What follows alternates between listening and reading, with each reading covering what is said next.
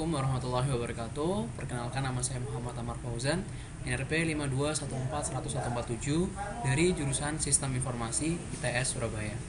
Nah, pada kesempatan kali ini saya akan mencoba untuk membuat sebuah tutorial mengenai algoritma Dijkstra. Jadi, algoritma Dijkstra itu merupakan salah satu algoritma yang berfungsi untuk mencari jarak terpendek dari sebuah titik yang ada. Nah, di sini saya membuat sebuah project yang mana saya membuat peta dari kampus B Universitas Airlangga Surabaya. Ini tampilan Google Maps-nya, di mana ada dua software yang saya gunakan di sini untuk membuat tampilan yang pada akhirnya akan menjadi aplikasi Android.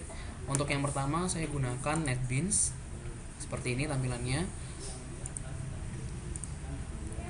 Ini. Kemudian yang kedua saya menggunakan Eclipse ADT. Seperti ini ntar tampilannya. Nah, di sini langkah pertama yang saya lakukan adalah saya mencari koordinat dari titik-titik yang ada di kampus B UNER ini. Jadi kampus B UNER ini bisa kita lihat. Di sini ada pintu masuk, kemudian sampai sini. Nah, bentuknya seperti ini. Di sini saya berusaha untuk mencari tiap-tiap koordinat dari masing-masing titik. Seperti ini misalkan.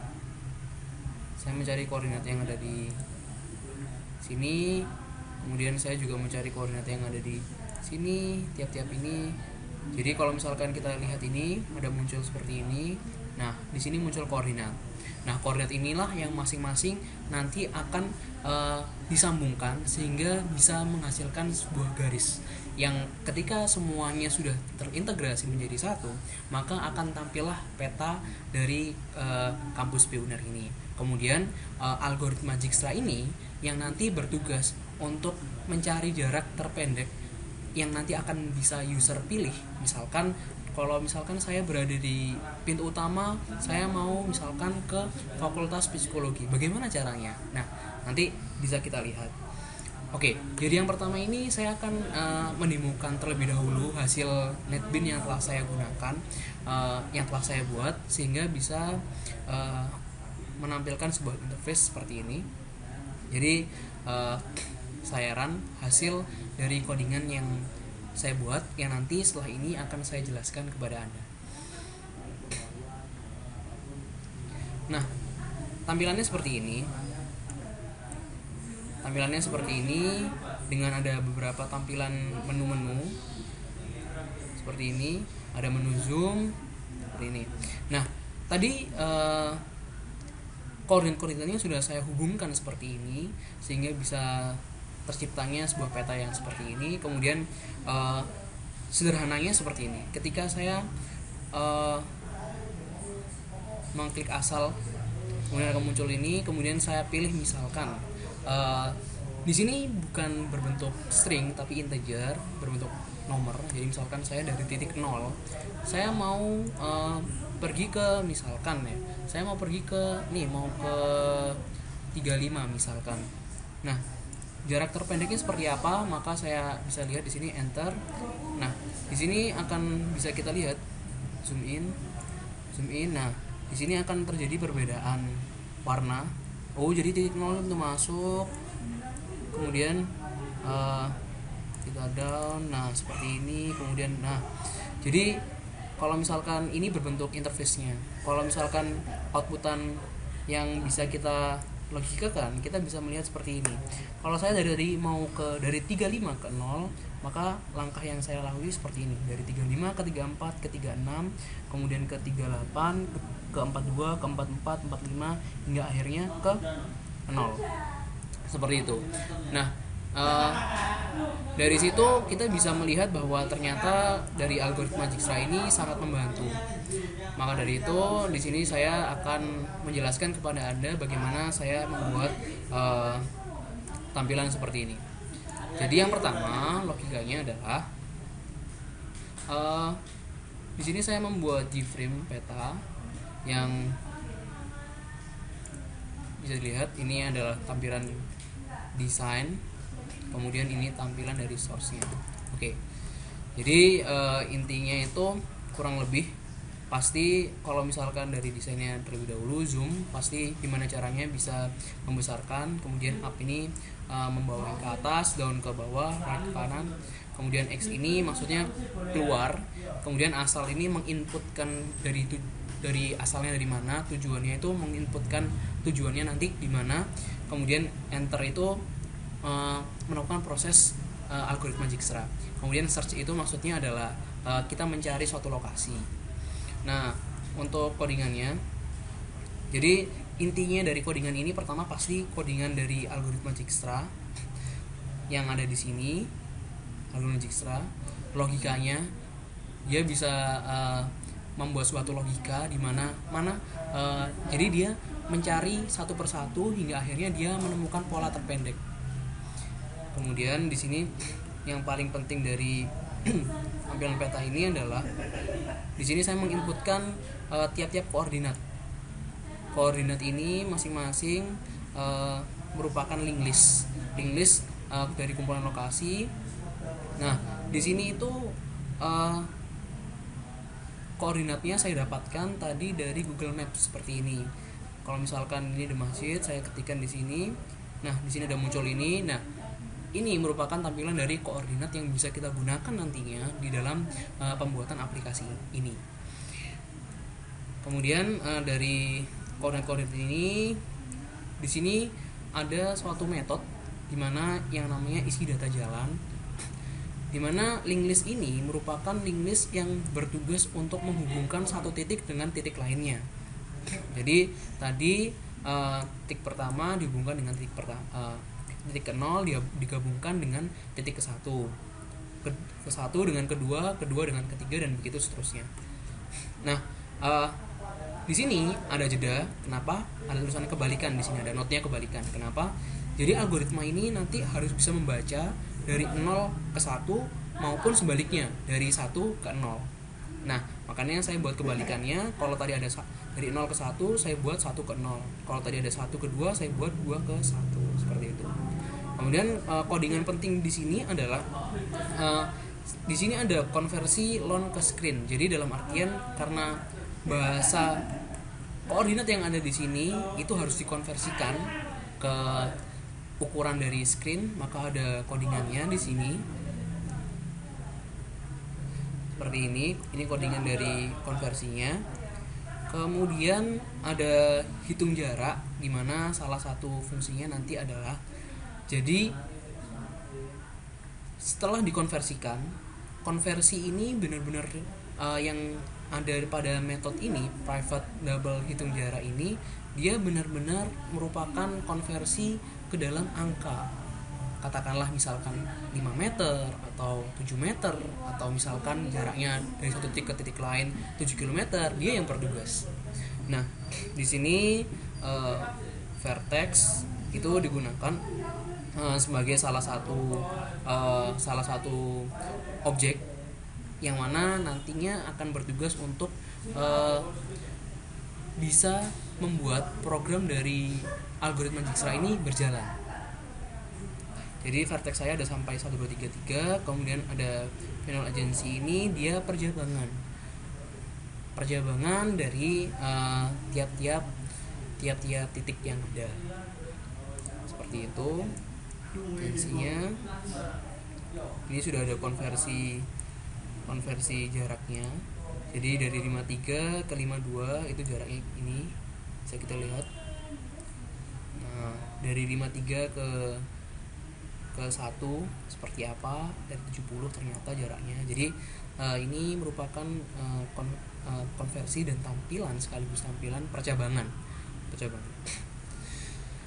Nah, di sini kemudian pada proyek saya ini ada lagi namanya, tadi kalau misalkan kita lihat di sini di tampilan pertama kali itu ada link list. Nah, link list lokasi ini dia harus membuat kelas sendiri. Link list lokasi ini harus membuat kelas sendiri, isinya ini latlon nama seperti ini. Kemudian di bawahnya jalan, link list jalan ini, link list kumpulan jalan ini juga harus punya kelasnya sendiri, maka saya buat di sini. Dari sini kita bisa lihat kalau misalkan ini sangat dibutuhkan karena apa? Di sini ada salah satu fungsi color yang mana memberikan warna. Kemudian ada Dijkstra.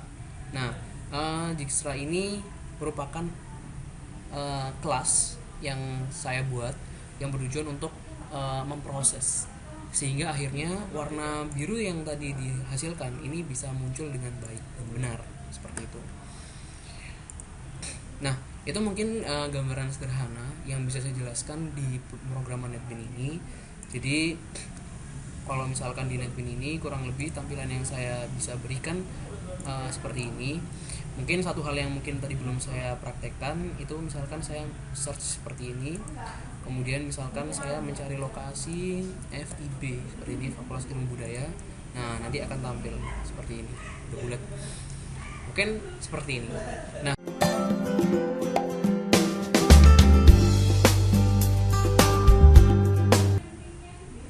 oke, untuk yang berikutnya di sini saya akan menjelaskan mengenai final project saya, di mana yang tadinya sebelumnya telah saya gunakan NetBeans, kemudian di sini saya beralih ke Eclipse, di mana Eclipse inilah yang nantinya akan mengkonversikan pemrograman yang telah saya buat ke dalam bentuk .apk yang nanti bisa dijalankan di aplikasi Android. Nah, di sini ini adalah tampilan awal dari aplikasi saya. Jadi di project yang saya buat ini ada beberapa kelas yang saya gunakan, ada yang melalui custom seperti ini, Dijkstra sebagai algoritmanya. Nanti Dijkstra inilah yang menjadi salah satu proses yang digunakan untuk menghasilkan tampilan perubahan warna yang saya masukkan ataupun user masukkan. Kemudian ada garis, ada GPS tracker, kemudian ada jalur, kemudian ada koordinat, kemudian ada my GPS activity dan my skill gesture. Oke. Jadi seperti yang kita tahu, pastinya di NetBeans dan di Eclipse ini pasti ada perbedaan. Kalau misalkan tadi lihat, kalau di tampilan NetBeans ini kita menggunakan link list. Tapi kalau misalkan seperti ini link list, tapi kalau misalkan di Eclipse ini kita menggunakan array. Nah, mungkin codingan pentingnya adalah, jadi saya jelaskan dari yang pertama ini merupakan pengaturan untuk tampilan-tampilan pertama apa yang ntar bakal ditampilkan. Seperti ini, tampilan depan itu merupakan tampilan pertama kali yang ketika dijalankan. Kemudian pemfungsian dari tombol-tombol juga di sini bisa dilihat. Misalkan salah satu contohnya bisa kita lihat, misalkan button about di sini kita declare seperti ini. Kemudian nanti itu fungsinya ketika button about ini diklik, maka dia akan memunculkan layout about, kurang lebih seperti itu. Kemudian ini merupakan fungsian dari spinner. Nanti ada beberapa pilihan-pilihan option dari tujuannya mana, asalnya mana, bisa dipilih karena ada spinner. Kemudian di sini mengenai skill atau skala-skala juga bisa diatur bagaimana besarnya dan lain sebagainya. Kemudian nah, kurang lebih sama seperti NetBeans. Kalau misalkan tadi telah saya jelaskan, di sini ada sini seperti koordinat-koordinatnya.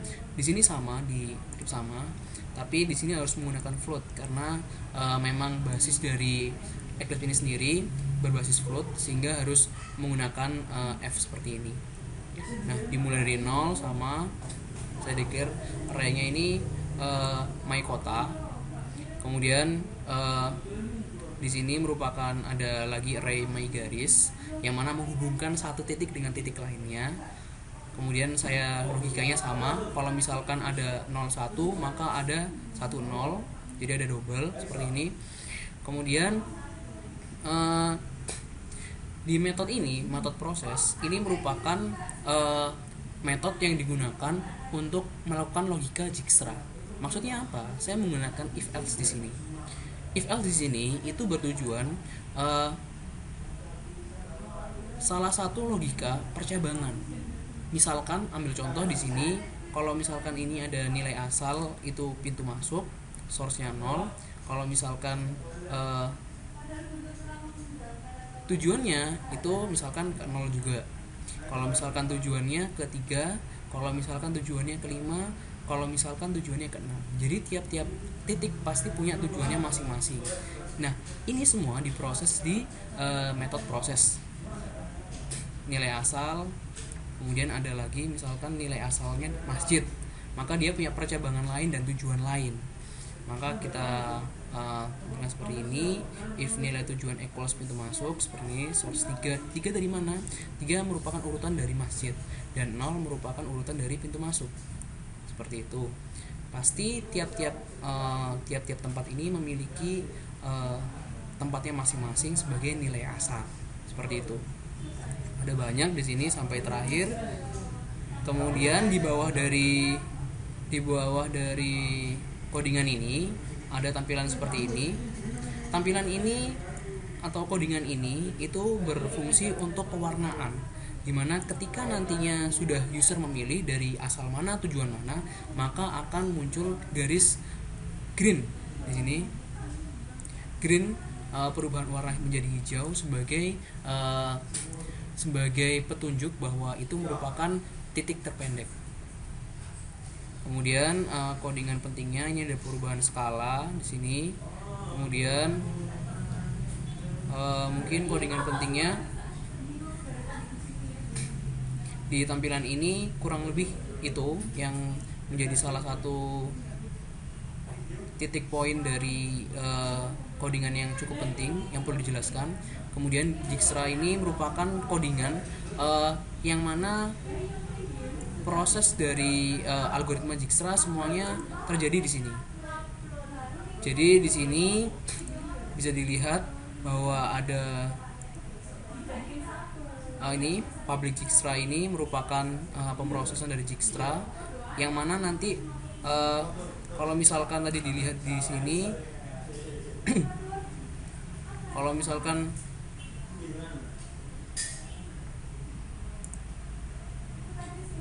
nah, kalau di NetBeans bisa kelihatan seperti ini, langkah-langkahnya seperti apa. Nah, kurang lebih sama dengan Dijkstra ini. Nanti dia yang akan menampilkan bagaimana kalau misalkan dari 0 ke 35 langkah-langkahnya seperti apa. Ini vertex tadi. Kemudian sama juga ada agensinya, percabangannya seperti apa. Kalau dari V0 bisa ke V1, kemudian V7 dan lain sebagainya. Ini ada di sini, ada di kelas Dijkstra. Kemudian garis ini karena tadi array pasti harus juga mendeklar garis, jalur pun juga sama. Di garis ini ada private in tebal sebagai ketebalan dari garis yang nanti akan digunakan sebagai penghubung antara satu titik dengan titik lainnya, setebal apa. Kemudian warnanya itu black, kita beli warna hitam. Kurang lebih seperti itu. Nah, di sini saya juga akan menunjukkan layout dari yang telah saya buat. Jadi layout ini linear sifatnya. Kemudian di sini ada tombol maps dan tombol about. Nah, nanti ini kurang lebih ketika maps ini diklik maka akan masuk ke tampilan peta, dan ketika about ini diklik maka akan muncul tampilan about. Nah, about ini kurang lebih menampilkan tentang biodata saya seperti itu. Nah, tampilannya kurang lebih seperti ini. Jadi nama saya Muhammad Amar Fauzan, NRP saya 5214147. Kemudian saya dari Sistem Informasi ITS. Ini nomor email saya. Nanti ketika back ini diklik maka akan kembali lagi ke menu awal. Seperti itu. Nah, kurang lebih mungkin itu. Kemudian di sini ada saya beri logo UNER. Di sini merupakan title di situ bisa didapatkan dari MyGPS ini. Kemudian di sini ada title seperti ini. Jadi ini saya title sehingga bisa saya rubah menjadi UNER B. Nah, kemudian untuk yang terakhir, saya di sini akan menemukan tentang aplikasi yang telah saya buat. Jadi untuk menemukannya, saya akan meran atau memproses pemrograman ini sehingga bisa untuk difungsikan. Jadi caranya, di sini klik kanan, kemudian run as, kemudian Android application, kemudian di save change, maka tunggu hingga akhirnya emulator bisa berjalan. Oke, di sini saya akan menunjukkan tampilan setelah saya run, maka akan muncul emulator seperti ini. Kita buka kuncinya. Nah, tampilannya seperti ini. Tampilan awal seperti HP Android pada umumnya. Kemudian saya buka menu. Oke, di sini saya geser. Nah, ada tampilan di sini. Tampilan UNER-B ini merupakan tampilan yang menunjukkan aplikasi UNER, meta UNER yang telah saya buat. Mari kita coba. Oke, tampilannya akan menunjukkan seperti ini. Kita bisa mencobanya. Ini merupakan tampilan awal. Kemudian kita coba klik Maps di sini.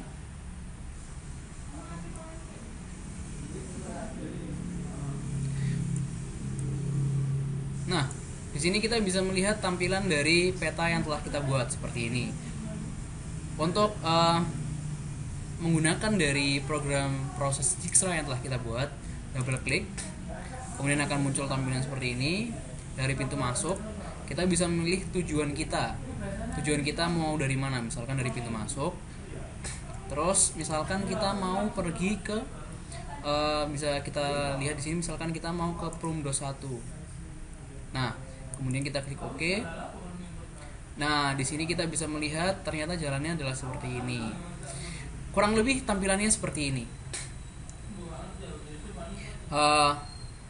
Kemudian kita back.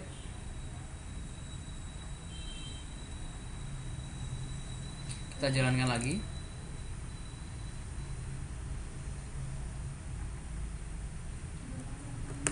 Nah, di sini ada tombol button bot. Bot di sini jika kita klik maka akan menampilkan identitas dari si pembuat, yakni jadi aplikasi ini bernama UNER-B versi 1.0. Pembuatnya adalah saya, Muhammad Amar Fauzan, NRP 5214147, Sistem Informasi ITS. Ini email saya.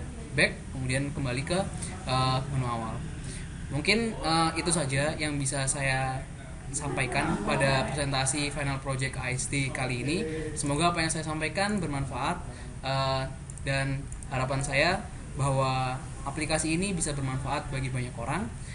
Dan informasi terakhir untuk presentasi kali ini, bahwa pada hari ini, yakni hari Sabtu, saya telah mengupload aplikasi saya di Play Store sehingga bisa di-download oleh seluruh masyarakat di seluruh dunia dimanapun pada aplikasi Play Store, Google Play Store.